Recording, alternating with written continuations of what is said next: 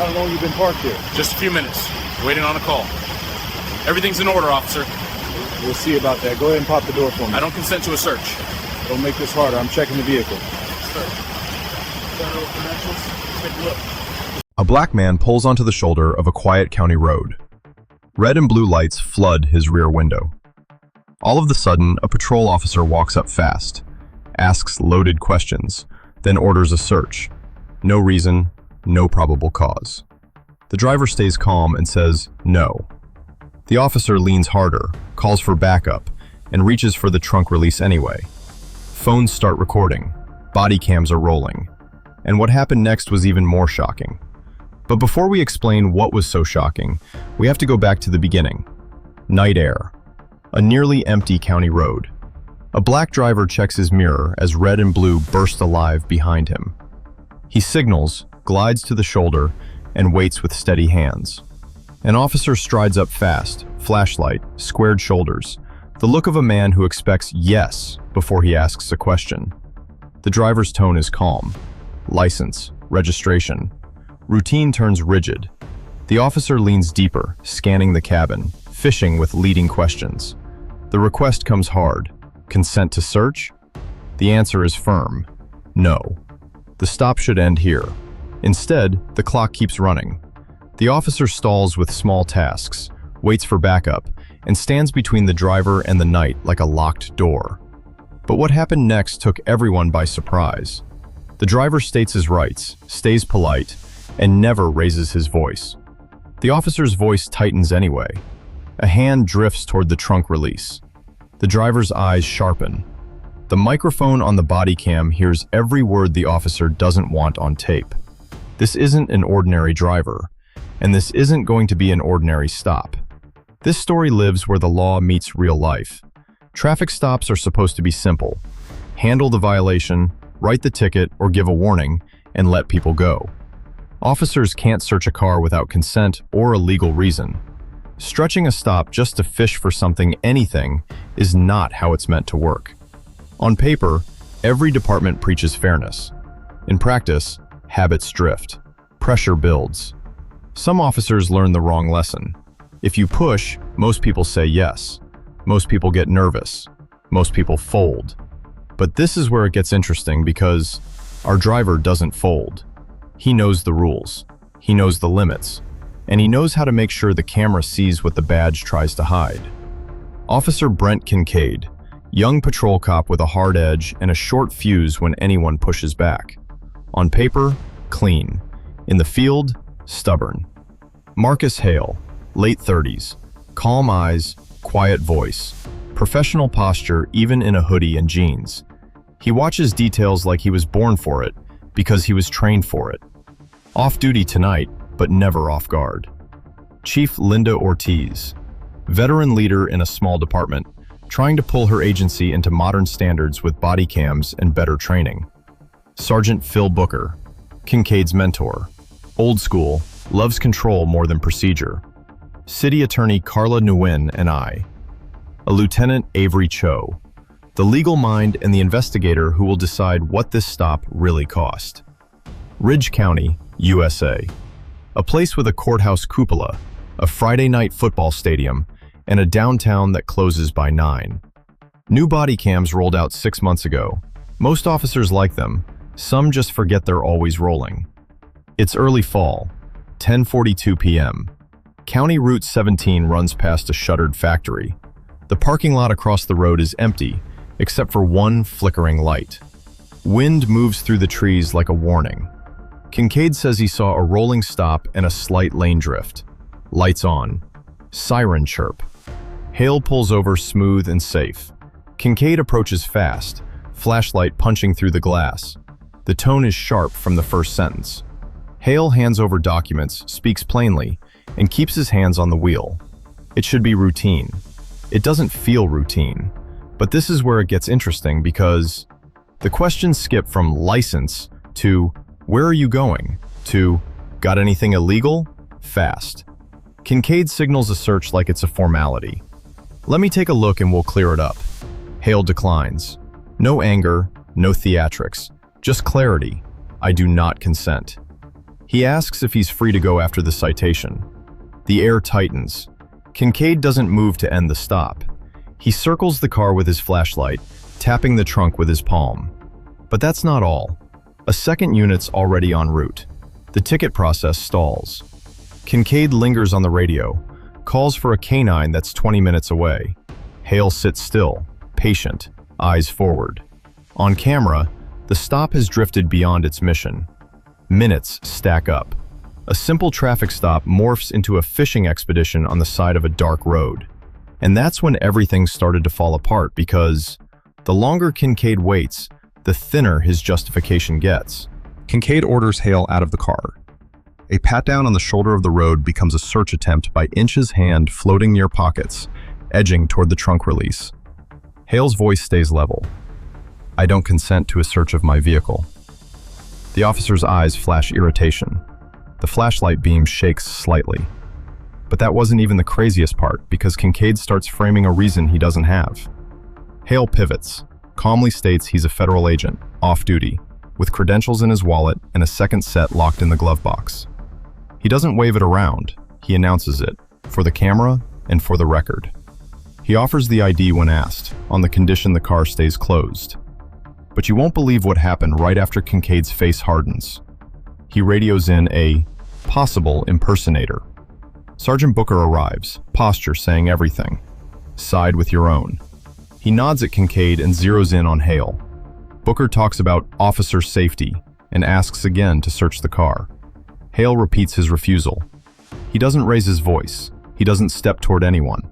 He simply sets his phone on the dash, camera facing out. And that's when everything flipped upside down because that phone is live recording too. Dispatch confirms.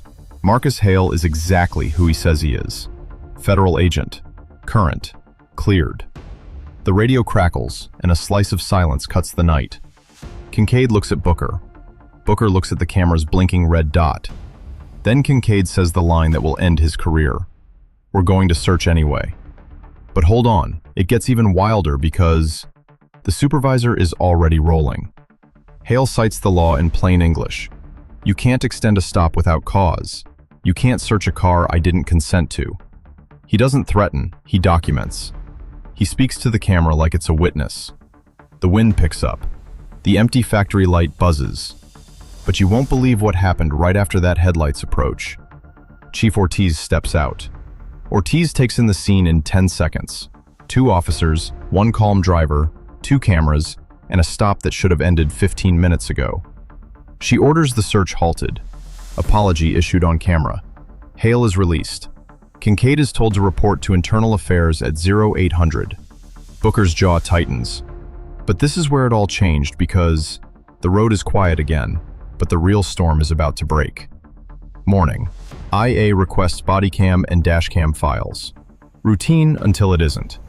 A 38-second clip surfaces on local social media, showing the moment Kincaid said, "We're going to search anyway."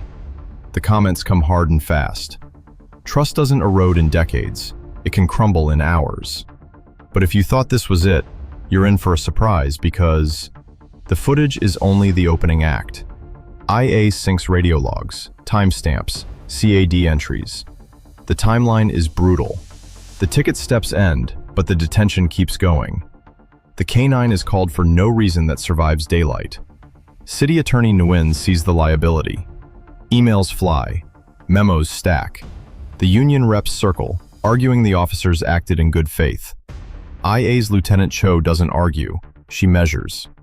She plots every prior stop Kincaid made in the last 6 months, then overlays who got asked for a search. Patterns don't lie.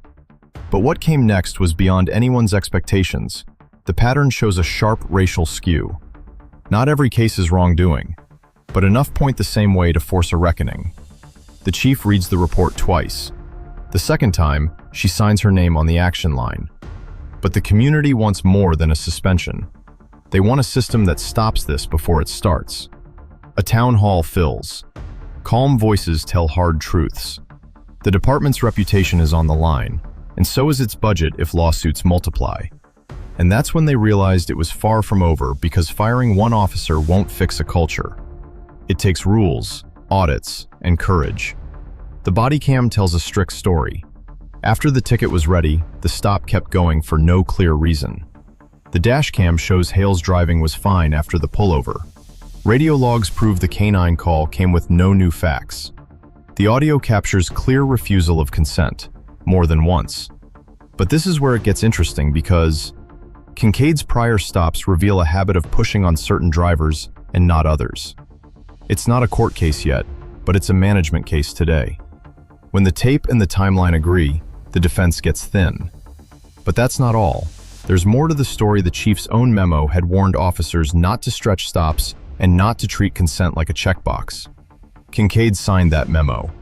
IA prints the signature.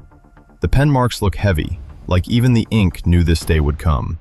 Traffic stops are where most people meet the justice system. If they feel fair, trust lives. If they feel rigged, trust dies. Hale had training, calm, and a camera. Most drivers don't. That's the point. Systems must protect the most vulnerable driver on the worst night, not just the best prepared one. But that wasn't the worst part, because when corners get cut, the cost isn't only legal, it's human. Anxiety, humiliation, and anger echo long after the lights go dark. Communities remember. So do good officers, who get painted with the same brush. The chief fires Kincaid for violating policy.